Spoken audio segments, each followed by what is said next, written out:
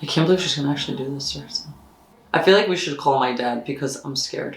Hi, I'm Rosetta. I'm one of the injectors here at BeautyFix, and today we're going to watch some do-it-yourself fillers, and I'm going to react to them. So DIY fillers are part of the phenomenon of do-it-yourself, where people are ordering their own fillers online from undisclosed websites and unprotected or non-FDA approved places, and they are essentially injecting themselves at home but have no healthcare experience at all.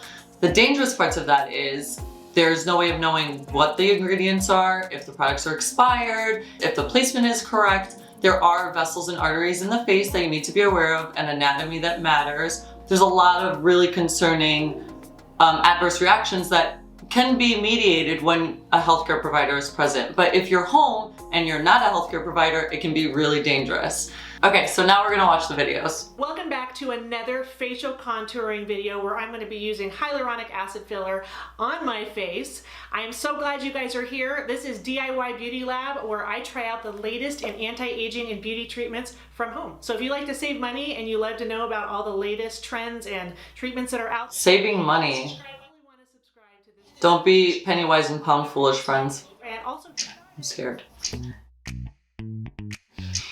I really am. today I'm going to be contouring my nose with hyaluronic acid filler. I will be using a hyaluron pen and hyophilia, which is actually hyaluronic acid. Hyophilia? Sounds like a soccer team. That when the light hits my nose, straight down. I've never heard of it. Kind of this way. I've got a really bad. So she's using a filler that I'm not familiar with. I don't think it was made here in the United States, which is concerning because here in the United States, there are laws that we can only use products that have certain ingredients and are typically safe, and most hyaluronic acid fillers don't cause an allergic reaction because hyaluronic acid is ultimately sugar and it's a naturally occurring substance in the body. If you're buying something that's made overseas, or you've purchased and we're not familiar with it, there's really no way of knowing what's in it and what's going to happen to you. Let's talk about the product I'm going to be using today. I've got my trusty hyaluron pen. We have two different fillers I'm going to be using. We have the Hyophilia Classic, which is the mid-range of the consistencies of filler, and then we have the Repligen, which is the volume, which is a little bit thicker. There's usually 3 different consistencies with all of the filler brands. We've usually a thinner one that you can use for your cheeks, and the volume one you can use if you really want to build up, like whether it's your lips, or I just used the volume on my jaw. We have I contoured my jaw. Okay, so she's talking about what the products are, and here's red flag number 1. So she's using a hyaluronic pen that's going to volumize parts of her face, and she's equating to volume, like a volume pen that she can use in her jawline or her lip. Wrong.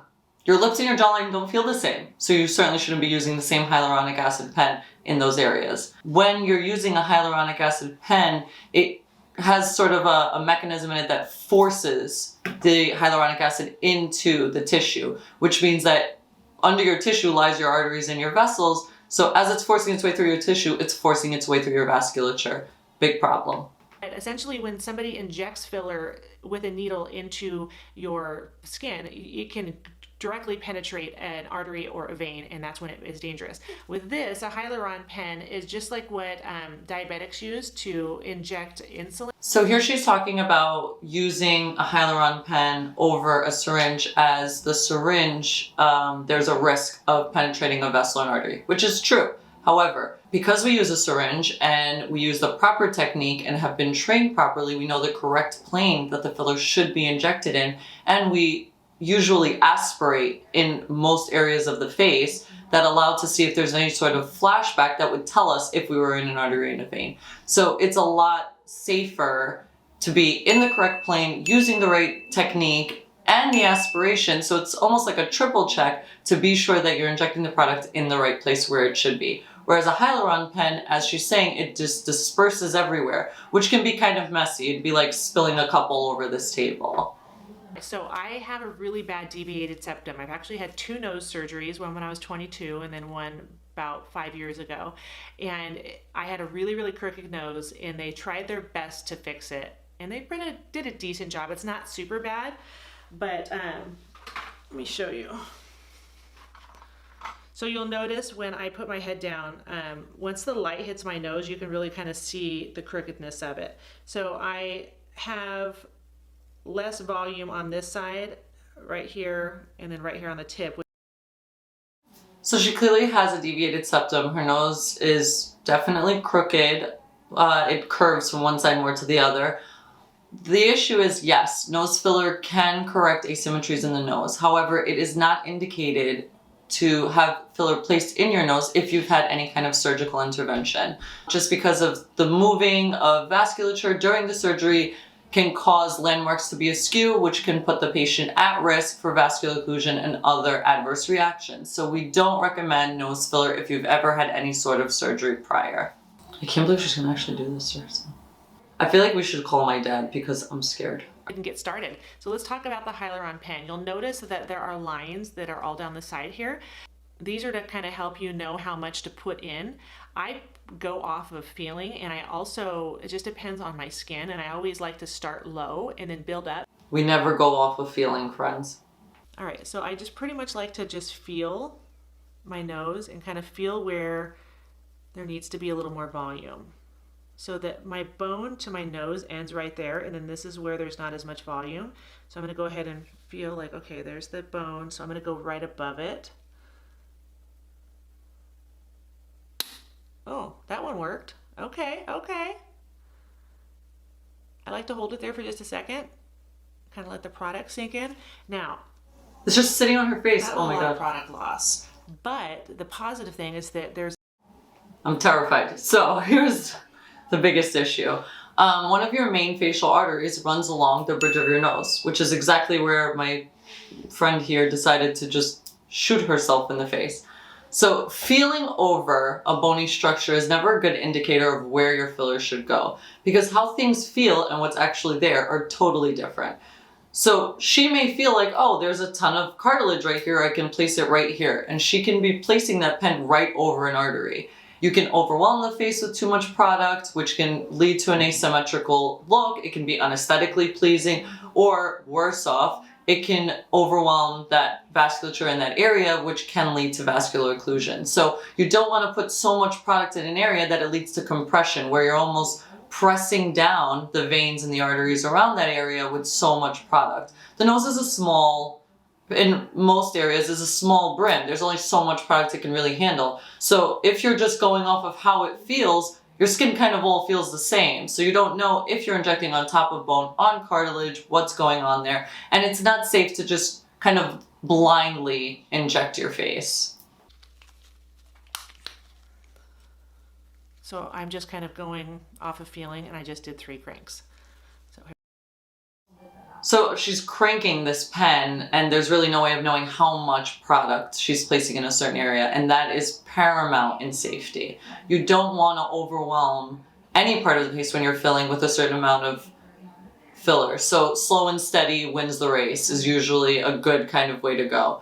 The fact that she's just winging it, if you will, it's not eyeliner, it's her facial arteries, so it is important to know how much you're putting in and where you're putting it. So we're already 2 strikes. So let's see. I mean, we typically root for the Yankees here, so let's hope that we don't get to 3, but I'm sure we will. Here we go. Oh my God, I'm so scared. So she's right above her eye right now. Literally scares me every single time. Me too, sis. So I'm gonna go ahead and do that same spot again. The good thing is Oh my my skin's God, probably yeah. a little bit softer right there, right now, because it attempted to go in, so it'll probably go in really easy. Oh yeah, much easier that time. Okay, so I'm already feeling like pretty confident with this result. So That makes one of us. I don't think I'm going to do anything more on this side until I finish this side. So you'll notice that I still am a little bit off right here. So I'm going to do a little bit. So she's injecting the tip of her nose, which is, you know, a cartilaginous area, and the way that she's injecting is the pen is kind of placed in the area and she's forcing it through. It's kind of hard to tell what's getting in and what's getting out because there's product all over her face, which doesn't happen when you're injecting with a syringe. And usually if we're injecting, it is kind of you know, it's almost like a form of wizardry because it fills before your eyes. With this, there really isn't much difference. All I see is that she's pretty red, which could be secondary to some sort of complication, but there's really no way of knowing unless we sat there with her for some time. And there is some bleeding, but there's no real way to know how precise in that area she is. Again, she's pretty swollen, pretty red, but I don't see anything that would say, oh, her nose is more contoured. It doesn't look much straighter to me. It just kind of looks like she was poking herself in the face. Off right here. So I'm going to do a little bit. I'm going to say the tip probably needs some love here. I can't help but jump every time she shoots. Such a chicken. Oh gosh. All right, there you have it. Cheapest nose job you will ever get. You'll notice that when the light hits my nose now, it is straight. You get what you pay for, guys. Don't do it.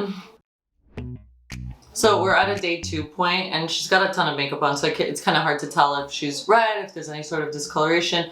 And, you know, aftercare is important when you're getting injections. So you want to be weary of too much swelling, you know, extensive amount of redness. You know, her nose looks fine. I thought it was fine to begin with. It doesn't look like the noses that I see filled here at BeautyFix that can almost really mimic a rhinoplasty. And there seemed to be a lot of like product wasting, and she was just sort of rubbing it all over her face, which hyaluronic acid is good for you, so that can't be too bad, but there's no way of knowing what was in or out. So we ended with her saying this was the cheapest nose job she's ever had, which sometimes you get what you pay for. And setting yourself up for a bunch of adverse reactions and complications may end up costing you a lot more in the end. It may end up costing you your nose. As always, in anything health related, especially in such a delicate area like the nose that's covered in main arteries that really perfuse the face with blood and are the reasons why you can see, leave it to a professional. We go through years of training and are more equipped to deal with any sort of adverse reaction. So this entire time we're watching this woman use this hyaluron pen, and she's just kind of shooting this stuff in her face. But if things go sideways, which sometimes statistically speaking they will, what do you do then? So this woman's, I think, sitting in her bathroom, and in the event that she was shooting this pen and all of a sudden finds that her nose changes color in the middle of her procedure, does she have the proper antidotes? Does she have the proper medicine? Does she know what to do in a 911 situation? The answer is probably not. And every minute you're wasting time YouTubing what you should be doing in the event that you occlude your own artery at home, you're losing time. Just leave it to us. We're here. We'll take care of you. And it's kind of hard to see yourself in 3D. So injecting your face, especially on like the lateral end, is really not indicated because you only see yourself in a mirror, which means you can look great in your selfies and on your Instagram. But when you're walking down to Starbucks, pick your latte up and your cheek is out to here and this one's down here, it's really not a cute look. That was interesting to say the least to watch. I will always remind you that you should always see a licensed professional when considering having filler done.